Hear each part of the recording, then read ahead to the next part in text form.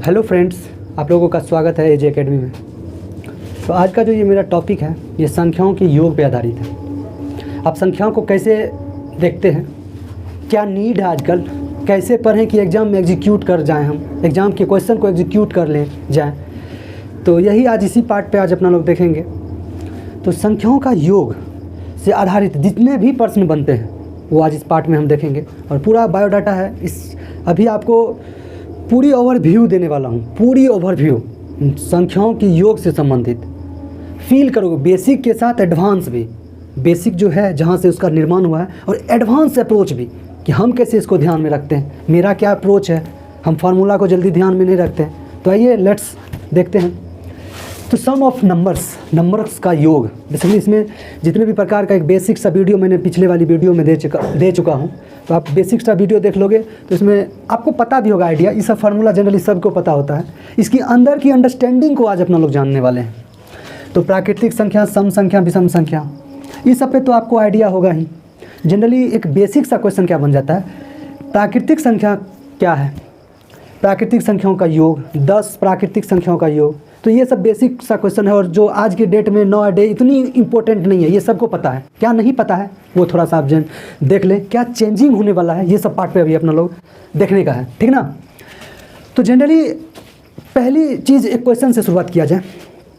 लो आप एक क्वेश्चन लिखो, 10 लगातार घन पूर्णांक का योग क्या होगा।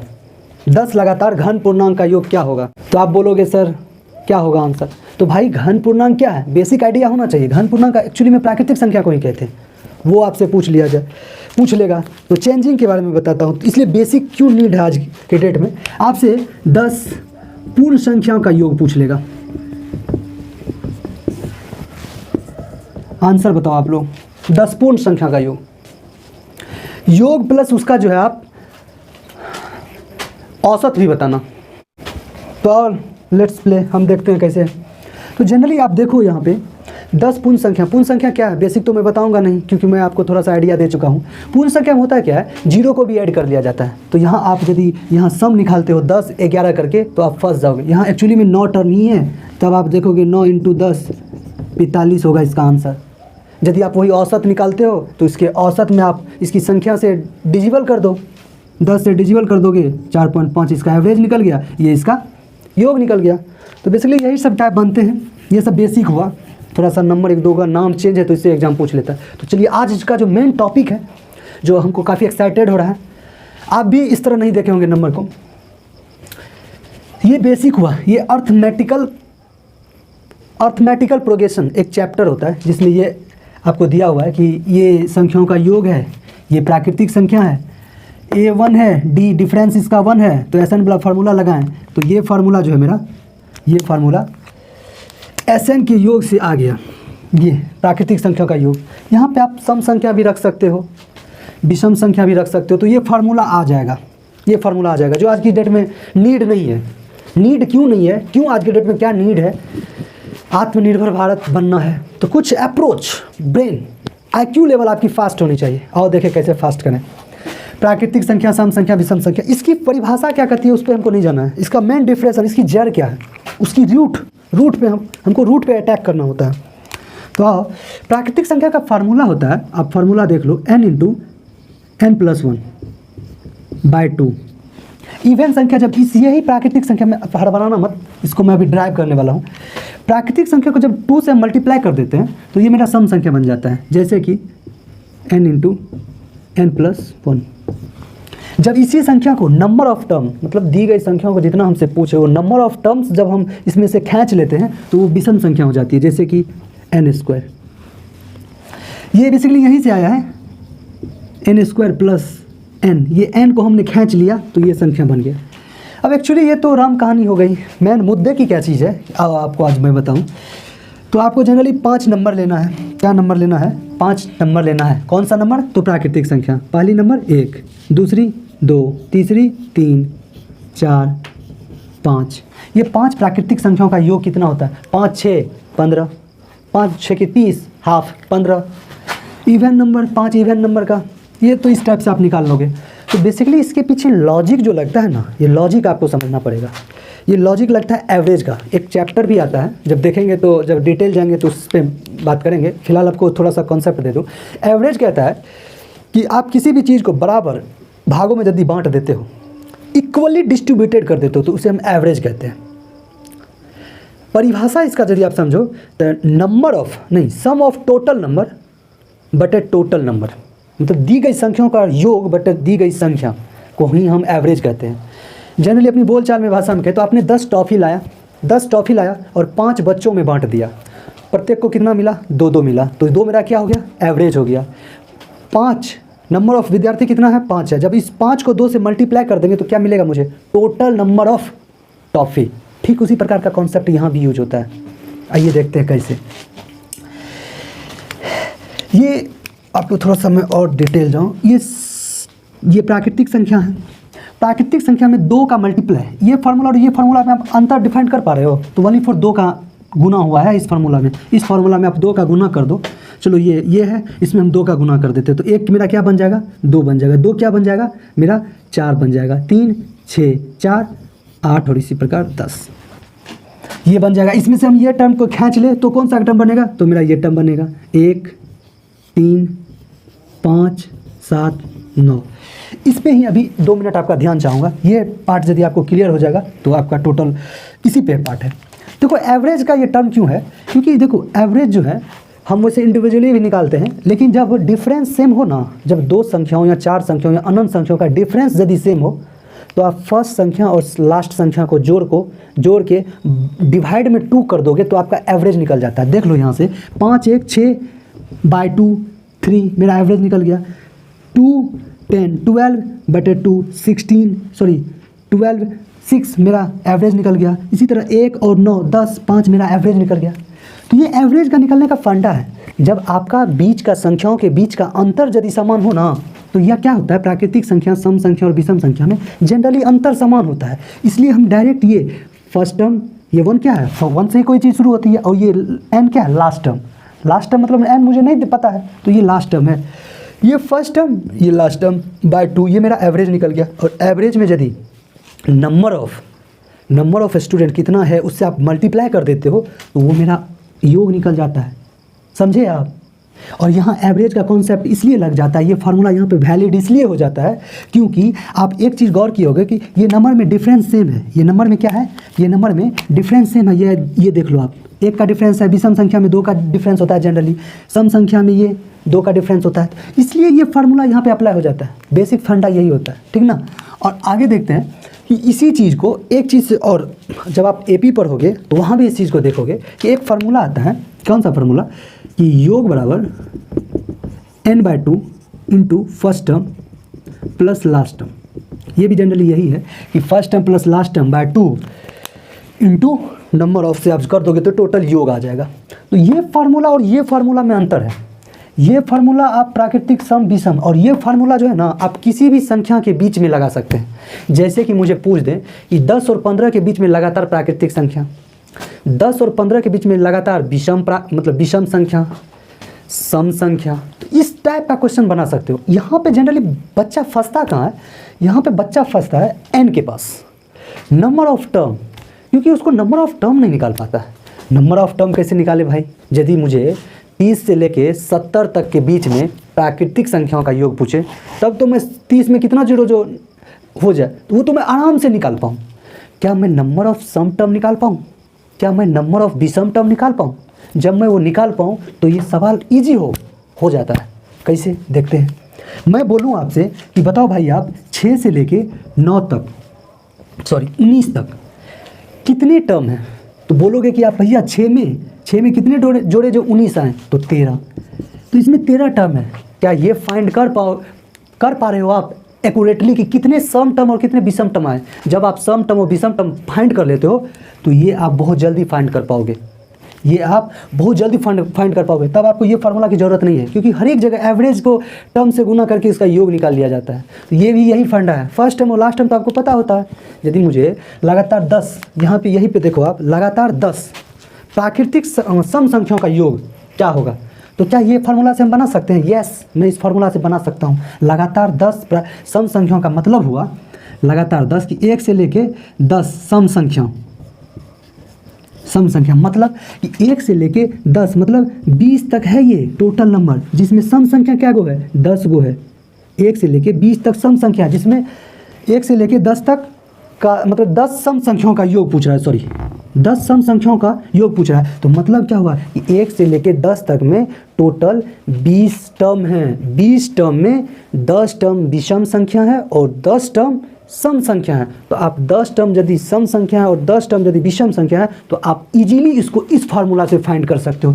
कैसे? देखो, फर्स्ट टर्म और लास्ट टर्म, देखो 20 टर्म है ना, 20 टर्म है 1 से लेके 10 सम संख्याओं में, तो 1 से लेके 20 टर्म हो जाएगा, 20 हो जाएगा। तो भैया सम टर्म कितना हो गया? सम टर्म तो 10 हो गया। विषम टर्म कितना हो गया? 10 हो गया। तो इस फार्मूला से आप ये फार्मूला को कैसे बनाएं? तो बताओ, 10 फर्स्ट टर्म कौन हो गया भाई? 10 तो सम हो गया, तो आपको ये सम तो चाहिए ही चाहिए। 10 विषम हो गया, 10 सम हो गया, 10 विषम हो गया। तो पहला टर्म तो भैया सम में 1 होगा और विषम में 2 होगा। तो पहले आओ सम पे चेक करते हैं। तो सम बताओ, पहला टर्म सम कौन होगा? 2। लास्ट सम कौन होगा? भैया 2 होगा और लास्ट वाला 20 होगा। विषम टर्म क्या होगा? पहला टर्म 1 होगा और लास्ट टर्म 19 होगा। थोड़ा गौर कीजिएगा, यहाँ पे 19 होगा। तो आप इससे फार्मूला से निकाल पाते हो। कैसे? देखो, 2 22 11 और 11 और इसमें आप कितना से मल्टीप्लाई कर दोगे? 10 टर्म है तो 110 से निकाल दोगे। ये आपका योग आ गया, योग आ गया। यही आप यदि विषम संख्या को निकालते हो तो निकालो, 19 से 1 20 आ गया, इंटू n/2 इंटू 5 100। क्या ये फार्मूला वैलिड है? ये फार्मूला वैलिड है। आप फार्मूला से चल जाओ। अरे भाई 10 विषम संख्या का योग n² 100, 10 सम संख्या का योग 10 11 100 110। यही सब फंडा है। ये फार्मूला में सबसे फाइंड की चीज़ होता है। ये जो मैं यहाँ से 10 सम 10 विषम कर पाऊँ, इसके लिए मुझे n चाहिए। n कैसे फाइंड करूँ? सबसे बड़ी फंडा यहाँ होता है, n कैसे फाइंड करूँ? तो n फाइंड करने के लिए आपको थोड़ी सी लॉजिक याद रखनी पड़ेगी। तो हमको जनरली n फाइंड करना होता है। n कैसे फाइंड करें? उसके लिए कुछ लॉजिक होती है, उसको आपको माइंड में ध्यान रखना पड़ेगा, ठीक ना? क्या कि भाई 2 तरह के पूछ सकते हैं, जब सम टू सम हो, विषम टू विषम हो। मैं आपको थोड़ी सी बता दूं, सम टू सम मतलब सम टू सम विषम टू विषम, इसकी एक ही अप्रोच होती है, इसलिए हम डायरेक्ट बता देते हैं सम टू सम और विषम टू विषम। यहाँ पे ऑलवेज जो है ना, सम टू सम और विषम टू विषम में हमेशा जो है यहाँ पे सम संख्या आना है। इसका अंतर जो है हमेशा सम संख्या आना है, सम संख्या आना है। और जो आंसर होगा ना वो तो हाफ हाफ होगा ही। और ये संख्या इसमें विषम संख्या का टर्म ज़्यादा होगा, इसमें डिफरेंस तो सम ही आना है। सम का मतलब हुआ कि आधा सम और आधा विषम, लेकिन यहाँ पे सम का टर्म एक ज़्यादा आ जाएगा विषम के टर्म से। क्यों? क्योंकि यहाँ से मैंने ऐड करके लिया हूँ। अच्छा, आपको मैं थोड़ा डिटेल बताता हूँ, फिर समझ में आएगा। मैं आपको बताऊँ, भाई बताओ 4 से लेके 24 तक में कितने टर्म? तो आप बताओगे 4 में क्या जोड़े? 20 जोड़े। मीन्स इसमें 20 टर्म है बीच में, 20 टर्म है, 20 टर्म है बीच में। सॉरी, बीच में मैं बता रहा हूँ, बीच में 20 टर्म है, 20 टर्म है। इसका मतलब 10 तो सम होगा, 10 तो विषम होगा। 10 सम भी होता, लेकिन ये टर्म को हमने छोड़ दिया है तो 20 सम टर्म हो जाएगा। एक तरह का ये हो गया। यदि आपको ओड टू ओड ले 17 से लेके 29 तक में कितने टर्म? तो 17 में क्या जोड़े जो 29 आए? 17 में आप 12 जोड़ दो तो 29 आ जाएगा। मीन्स 6 तो होता, लेकिन ये टर्म नहीं ना जुटा है, ये टर्म जुट जाएगा ना, एक जुट जाएगा तो ये 7 विषम टर्म हो जाएगा।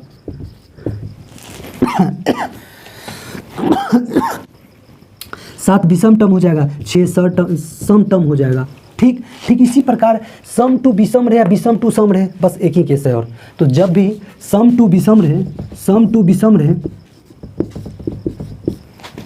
विषम टू सम रहे, तो हमेशा जो नंबर आएगा, हमेशा जब भी रहे तो हमेशा जो नंबर आएगा वो एक विषम टर्म आएगा। और विषम टर्म आएगा तो आप ये नंबर को इसमें जोड़ देना और इक्वलिटी इक्वल कर देना। जैसे कि आप बताओ 3 से लेके 18 तक में कितने टर्म? तो भैया 3 से लेकर 18 तक में 15 टर्म। तो एक टर्म आप इसमें जोड़ देना, 16 और 3 16 2 से डिवाइड कर देना तो 8 सम, 8 भी सम। और भी पूछ सकता है 6 से लेके 15 तक में कितने टर्म, तो 6 में कितना जोड़े 15 है तो 9 जोड़े 9, मतलब 9 तो टर्म होता ही होता, लेकिन शुरू में 6 को छोड़ दिए हम, तो अब 6 भी ले लेना तो टोटल 10 टर्म, 10 में 5 सम, 5 भी सम। तो ये टाइप होता है। तो ये एक्चुअली में आपको कहीं से कहीं नंबर फाइंड कर पाते हैं। ये फार्मूला हम कहीं से कहीं फाइंड कर पाते हैं कि लगातार कहीं से लगातार ना देके कहीं से कहीं पूछ ले, तो ये फार्मूला हम एपी में भी यूज करते हैं, जीपी में भी यूज करते हैं। इंडिविजुअली यदि किसी भी नंबर के गैप यदि समान हो तो ये फार्मूला को हम एज अ हिट कर देते हैं, एज अ एग्जीक्यूट कर देते हैं। तो मुझे इस फार्मूला की से अच्छे क्वेश्चन बन जाते हैं मेरे। ये formula n/2 into first term plus last term, ये फार्मूला जनरली हम स्क्वायर और घन में नहीं यूज कर पाते, इसके पीछे लॉजिक है।